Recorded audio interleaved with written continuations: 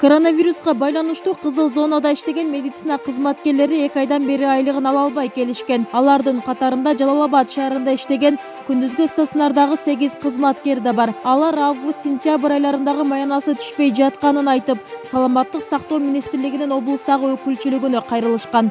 Ошол 8 медицина кызматкерлерибиз ошол август айында түшкөн айлыгы түшпөгөндүгү жөнүндө мага кайрылышкан.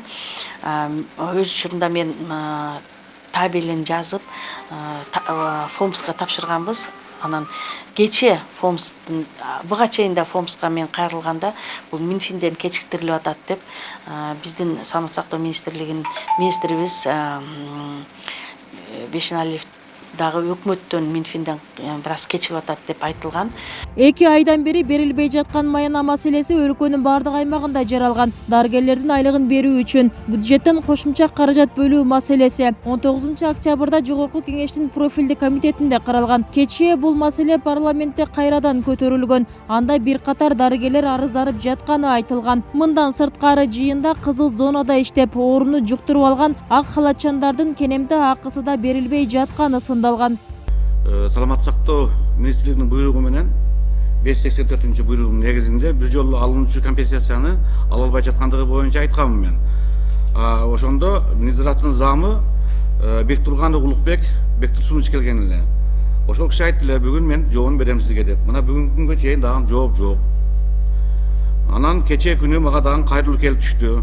Лелек районунун Исфана шаарындагы инфекционный больницасында иштеген мед кызматкерлер 2021 жылы июль айынан бери айлык маянасын ала албай жүрүптүр. Мына красный зонада иштегендер.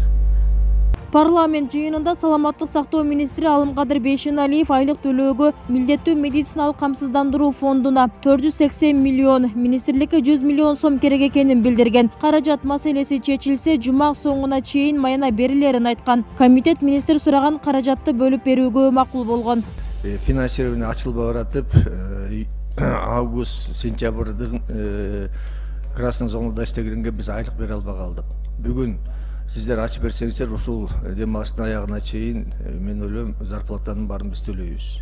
Жалал-Абад аймактык милдеттүү медициналык камсыздандыруу фондунун бүгүнкү маалыматына ылайык, экономика жана финансы министрлиги аталган сумманы которушту. Ага ылайык илдетке каршы күрөшүүгө тартылган облустагы 1090 кызматкерге 20 миллион сомдой бөлүндү. Бүгүндөн тартып алардын август-сентябрь айларында төлөнбөгөн кошумча маяналары бериле баштады. Анын ичинен 212 мед кызматкер облустук клиникалык оорукананын ак халатчандары.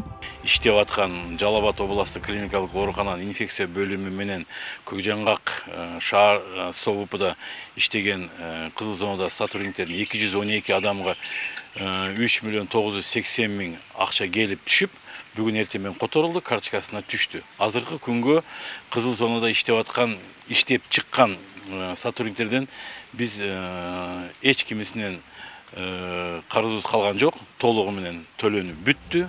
Расмий маалыматка ылайык, пандемия башталган 2020 жылдын март айынан бери өлкөдө 6 миңден ашуун медицина кызматкери коронавирус менен ооруган. 123 каза болду. Анын ичинде 79 дарыгер жана 44 орто медициналык персоналдын өкүлдөрү бар. Бүбүсыра Орозалиева, Шарзат Эгембердиев, 7 канал, Жалал-Абад.